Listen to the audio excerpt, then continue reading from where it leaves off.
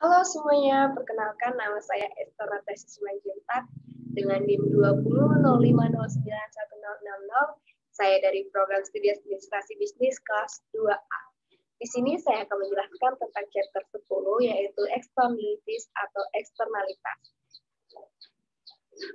Market efficiency, market failures.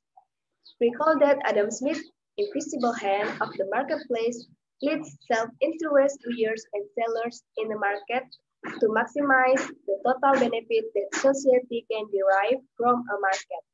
Jadi, dari teori Adam Smith tentang invisible hand, kita dapat mengambil pengertian eksternalitas, di mana eksternalitas itu adalah biaya atau manfaat yang didapatkan oleh pihak ketiga. Siapa itu pihak ketiga? Pihak ketiga adalah pihak yang tak terlihat, yang tidak termasuk dalam transaksi ekonomi, di mana transaksi ekonomi itu meliputi transaksi produsen atau produksi, aktivitas konsumsi, dan aktivitas distribusi. Nah, pihak ketiga ini atau invisible hand ini tidak dapat memilih untuk dia mendapatkan atau tidak dampak dari kegagalan pasar. Jadi, dari teori Adam Smith ini mengarahkan untuk pembeli dan penjual di pasar untuk mementingkan diri mereka sendiri di pasar dan memaksimalkan manfaat total yang didapatkan dari masyarakat di pasar. Tetapi kegagalan masih bisa terjadi. When the market outcome affects parties other than the buyers and sellers in the market, side effects are created called externalities. Externalities cause markets to be inefficient and thus fail to maximize total surplus. Jadi, ketika hasil pasar mempengaruhi pihak selain pembeli dan penjual di pasar, efek samping tercipta disebut eksternalitas. Jadi, eksternalitas ini menyebabkan pasar menjadi tidak efisien, dan dengan demikian gagal untuk memaksimalkan surplus total. Eksternalitas itu muncul when a person engages in an activities that influence the well-being of bystander and yet neither pays nor receives any compensation for the effect. Jadi, eksternalitas itu muncul ketika seseorang terlibat dalam aktivitas yang mempengaruhi kesejahteraan orang yang melihatnya, namun tidak membayar atau menerima kompensasi apapun untuk efek itu. Eksternalitas juga terjadi karena adanya keberadaan barang publik yang terbatas, sumber daya yang bersama, ketidaksempurnaan pasar, dan kegagalan pemerintah. Contoh dari eksternalitas itu adalah barang-barang seperti kendaraan, perusahaan, uang, tanah, dan rumah dapat dengan mudah dibuktikan oleh surat-surat kepemilikan. Namun barang-barang seperti binatang liar, udara, dan air tidak dapat diklaim kepemilikannya. Market failures atau externalities itu, when the impact on the bystander is adverse, the externality is called a negative externality. But when the impact on bystander is beneficial, the externality is called a positive externality. Jadi, ketika impact atau efek dari pasar itu dapat merugikan, maka eksternalitas itu disebut sebagai eksternalitas yang negatif. Tapi sebaliknya, ketika dampak itu pada pengamat bermanfaat, maka eksternalitas itu disebut eksternalitas yang positif. Eksternalitas negatif itu adalah efek samping yang negatif dari suatu tindakan para ekonom. Sedangkan eksternalitas positif itu merupakan dampak yang menguntungkan dari suatu tindakan yang dilakukan oleh suatu pihak tanpa adanya kompensasi.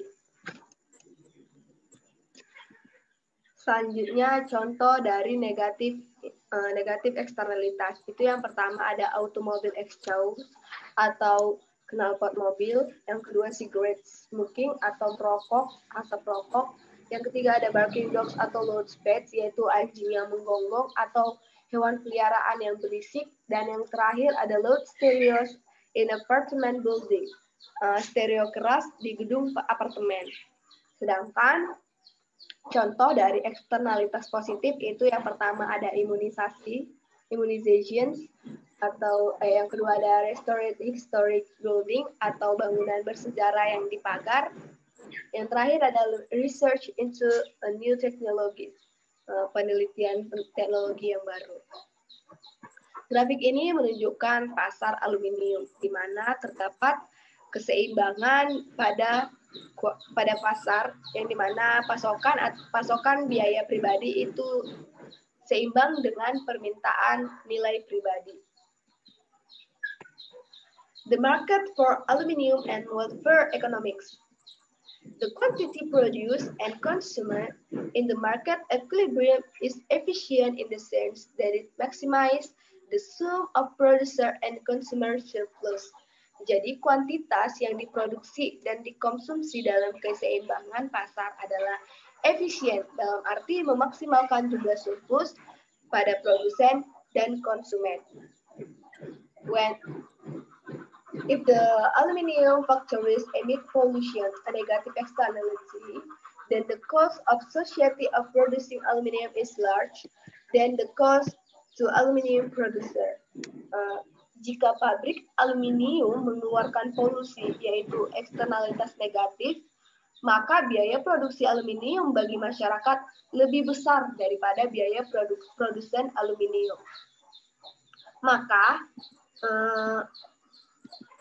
for each unit of aluminium produced, the social cost includes the private cost of the producer plus the cost to choose bystanders are adversely affected by pollution.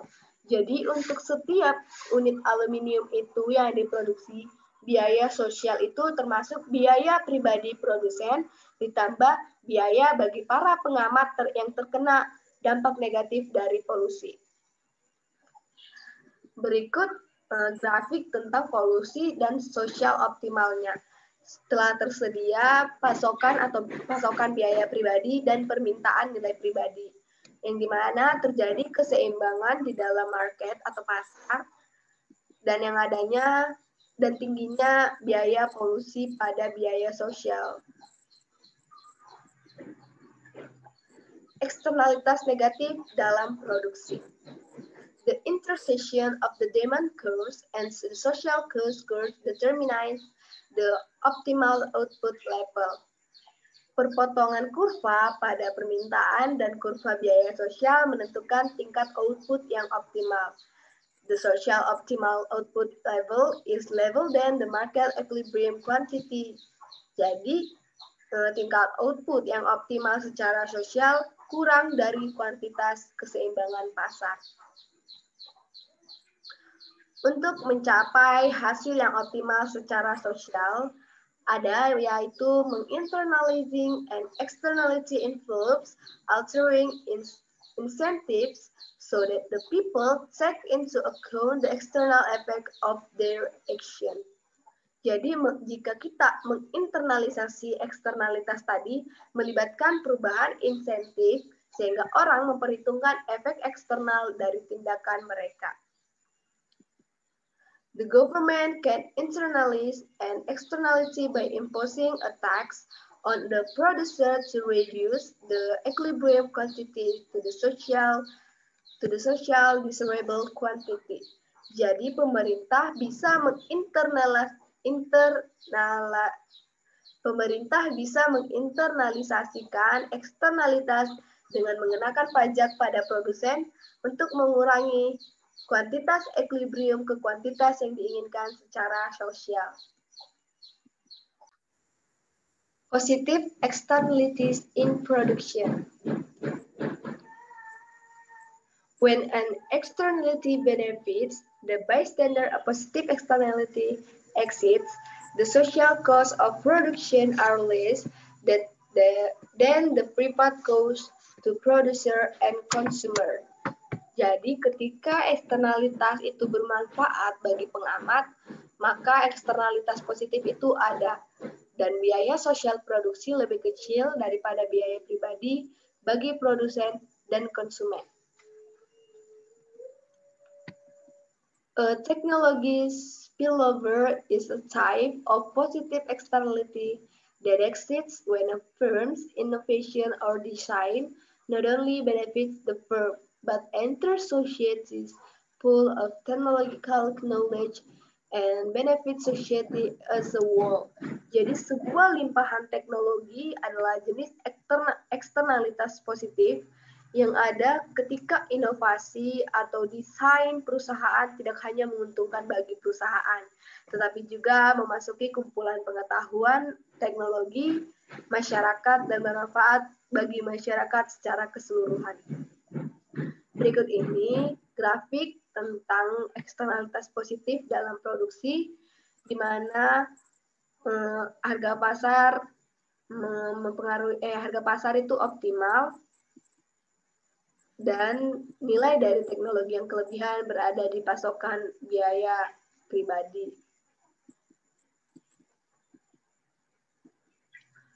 Positive externalities in production. The intersection of the demand curves and the social cost curve determines the optimal output level. Jadi, perpotongan kurva permintaan dan kurva biaya sosial menentukan tingkat output yang optimal. The optimal output level is more than the equilibrium quantity. Tingkat output yang optimal lebih dari kuantitas keseimbangan. The market produce a smaller quantity than a social desirable. Jadi pasar menghasilkan kuantitas yang lebih kecil daripada yang diinginkan secara sosial. The social costs of production are less than the private cost to producer and consumer. Jadi biaya sosial produksi lebih kecil daripada biaya pribadi bagi konsumen dan produsen. Internalizing externalities subsides. Jadi internalisasi eksternalisasi dalam subsidi. Government many times use subsidies as the primary method for attempting to internalize positive externalities. Pemerintah berkali-kali menggunakan subsidi sebagai metode utama untuk mencoba menginternalisasi eksternalitas yang positif. Terdapat kebijakan teknologi yang dimana government intervention in the economic that aims to promote technology and enhancing industry is called technology policy. Jadi intervensi dari pemerintah dalam perekonomian bertujuan untuk memajukan industri yang meningkatkan teknologi itu disebut kebijakan teknologi. Kebijakan teknologi ini terdapat patent laws are a form of technology policy that given the individual or firm with patent protection property right over its invention. Jadi hukum paten atau patent laws itu adalah suatu bentuk kebijakan teknologi yang memberikan perlindungan paten kepada individu atau perusahaan atas hak milik untuk penemuannya. The patent is then said to internalize the externality. Paten tersebut kemudian dikatakan menginternalisasi eksternalitas. Nah, menginternalisasi eksternalitas produksi. Tax are the primary tools used to internalize negative externalities. Subsidies are the primary tools used to internalize positive externalities. Pajak adalah alat utama yang digunakan untuk menginternalisasikan eksternalitas yang negatif. Dan subsidi adalah alat utama yang digunakan untuk menginternalisasikan eksternalisasi yang positif. Berikut grafik tentang eksternalitas konsumsi negatif dan eksternalitas konsumsi yang positif. Di sebelah kiri ada eksternalitas yang negatif, di mana nilai pasokan itu nilai sosial ada di bawah permintaan. Sedangkan untuk eksternalitas yang positif itu nilai sosial ada di atas permintaan. Eksternalitas and inefisiensi pasar. Negative externalities in production or consumption lead markets to produce a large quantity that is socially desirable. Eksternalitas yang negatif dalam produksi atau konsumsi menyebabkan pasar memproduksi jumlah yang lebih besar daripada yang diinginkan secara sosial. Positive externalities in the production or consumption lead markets to produce a large quantity that is social desirable. Eksternalitas positif dalam produksi atau konsumsi menyebabkan pasar memproduksi jumlah yang lebih besar daripada yang diinginkan secara sosial. Nah, dari beberapa penjelasan yang sudah saya jelaskan, dapat kita ambil kesimpulan bahwa terdapat jenis-jenis eksternalitas. Yang pertama, dampak produsen terhadap produsen yang lain. Yang kedua, dampak produsen terhadap konsumen. Yang kemudian, dampak konsumen terhadap konsumen yang lain. Dan dampak konsumen terhadap produsen. Nah, untuk menjawab segala masalah dalam pasar, kita dapat mengambil solusi pribadi untuk eksternalitas itu. Di mana yang pertama yaitu government action is not always needed to solve the problem of externalities. Tindakan pemerintah tidak selalu diperlukan untuk memecahkan masalah eksternalitas. Namun pemerintah dapat mengupayakan eksternalitas itu dengan menetapkan pajak barang dengan eksternalisasi negatif dan memberikan subsidi barang dengan eksternalitas yang positif. Types of preferred solution to externalities. Beberapa jenis solusi yang dapat dilakukan, solusi pribadi yang dapat dilakukan untuk eksternalitas. Yang pertama, itu ada moral codes and social sanctions atau kode moral dan sanksi sosial. Yang kedua ada charitable organizations atau organisasi amal. Yang selanjutnya ada integration different types of business atau mengintegrasikan berbagai jenis bisnis. Dan yang terakhir ada contracting between parties atau kontrak antar pihak. Kemudian the Coase theorem.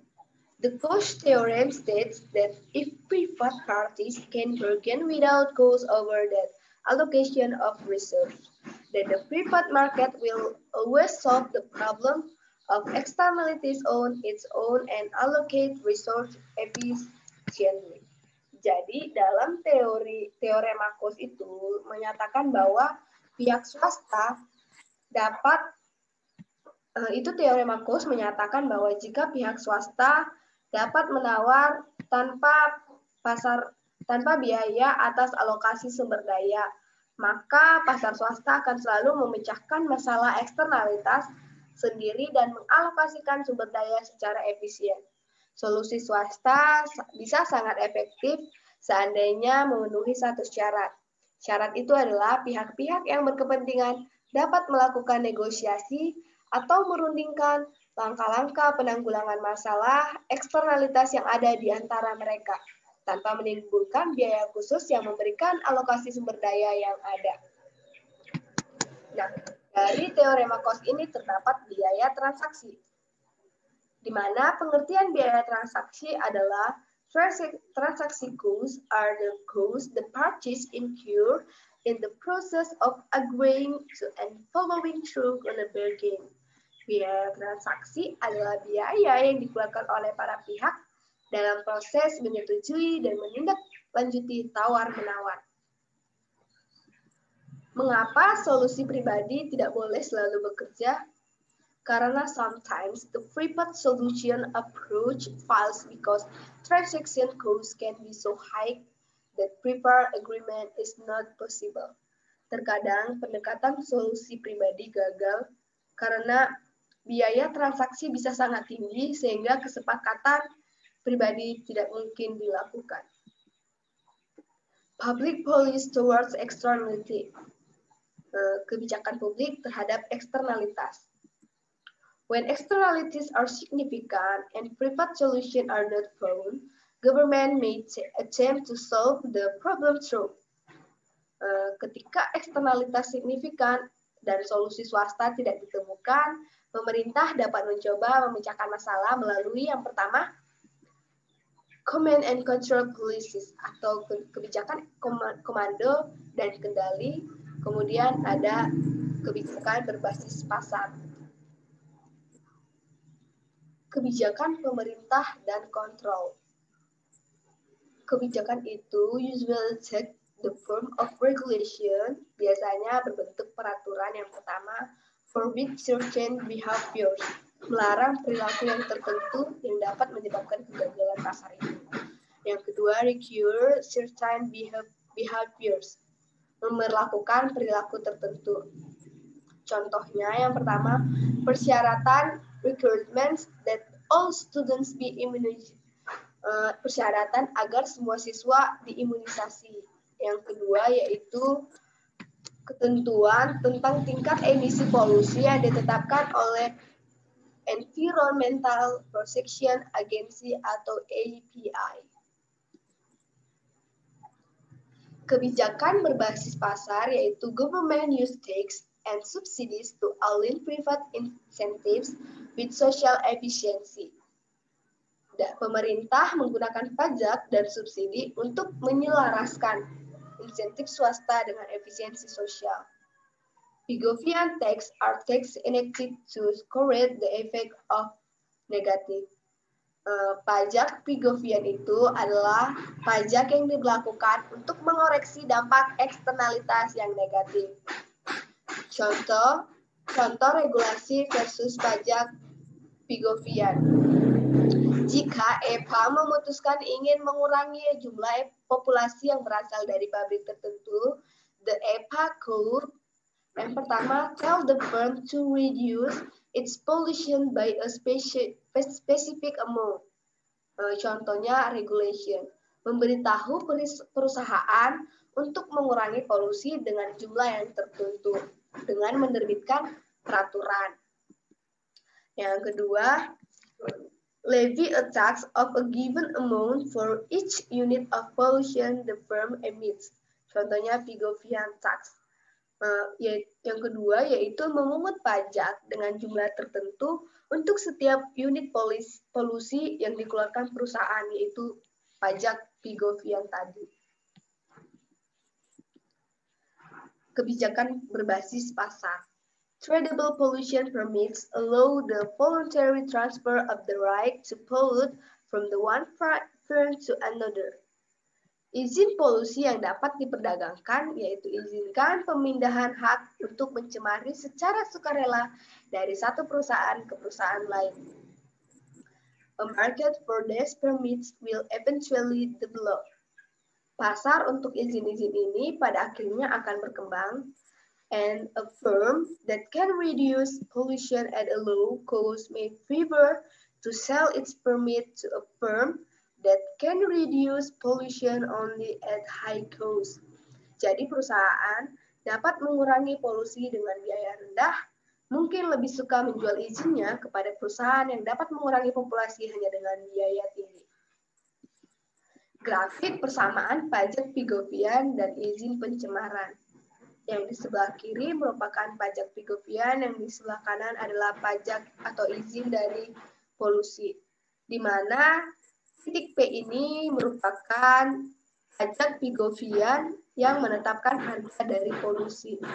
Sedangkan izin Q ini merupakan yang bersama-sama dengan kurva permintaan dan yang menentukan kuantitas dari polusi.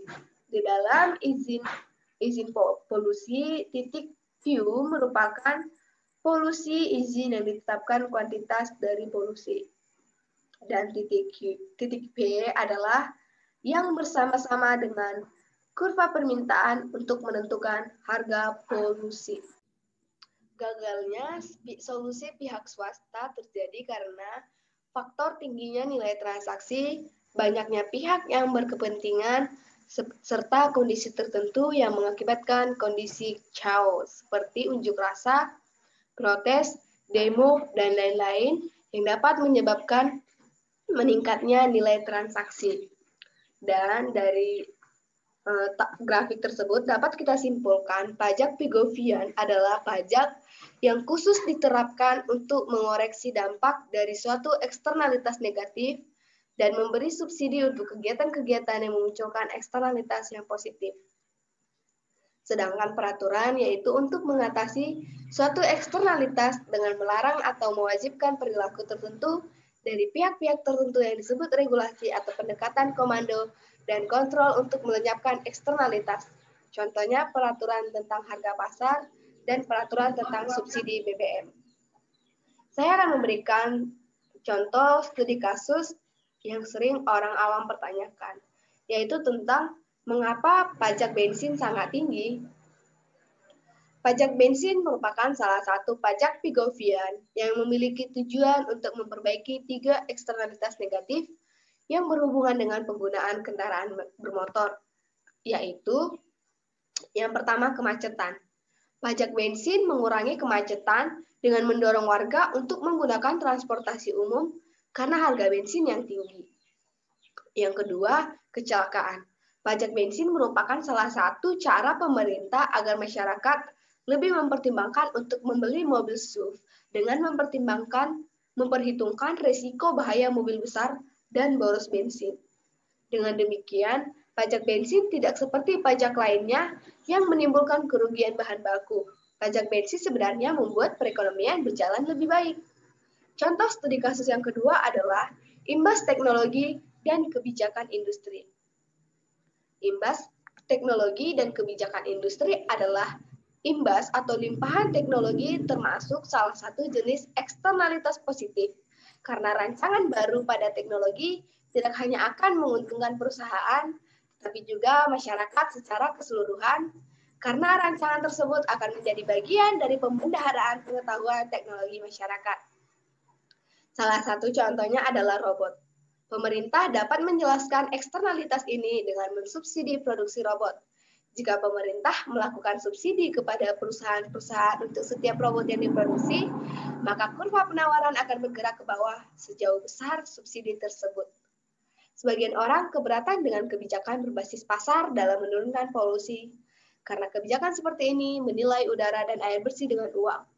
Kalangan ekonom menjawab bahwa bahkan dengan kebijakan pemerintah dan kendali pun, masyarakat secara empiris menilai kebersihan lingkungan dengan uang.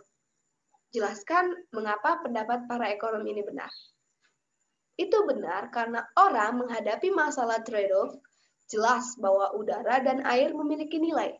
Biaya kesempatannya yaitu dengan apa yang harus kita berikan untuk menikmati keduanya.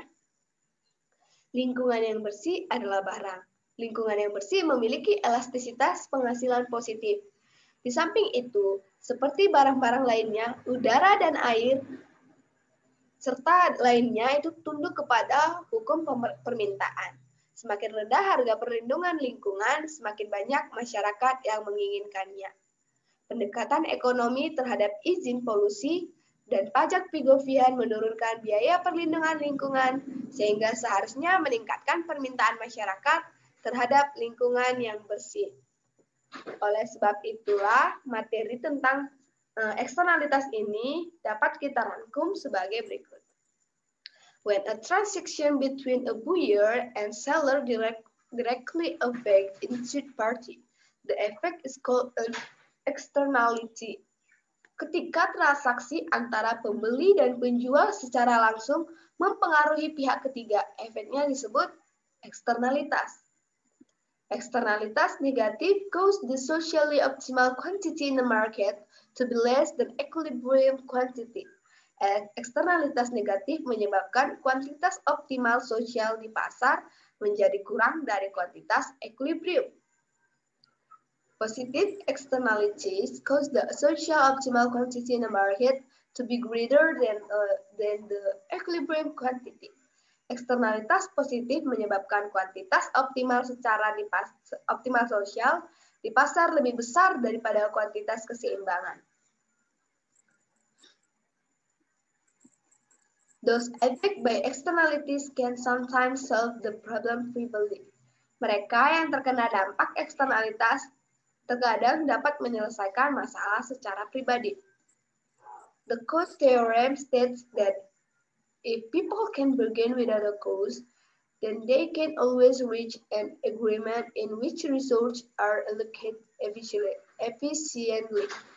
Teorema cause mengatakan bahwa jika orang dapat menawar tanpa biaya, maka mereka selalu dapat mencapai kesepakatan di mana sumber daya dialokasikan secara efisien. When private parties cannot adequately deal with externalities, then the government step in. Ketika pihak swasta tidak dapat menangani eksternalitas secara memadai, maka pemerintah dapat turun tangan. The government can either regulate behavior or internalize the externality by using Pigovian checks. Pemerintah dapat mengatur perilaku atau menginternalisasi eksternalitas dengan menggunakan pajak Pigovian. Mungkin hanya itu saja yang bisa saya jelaskan pada materi kali ini. Jika terdapat kata yang salah dalam pengucapan maupun tindakan, saya meminta maaf. Terima kasih.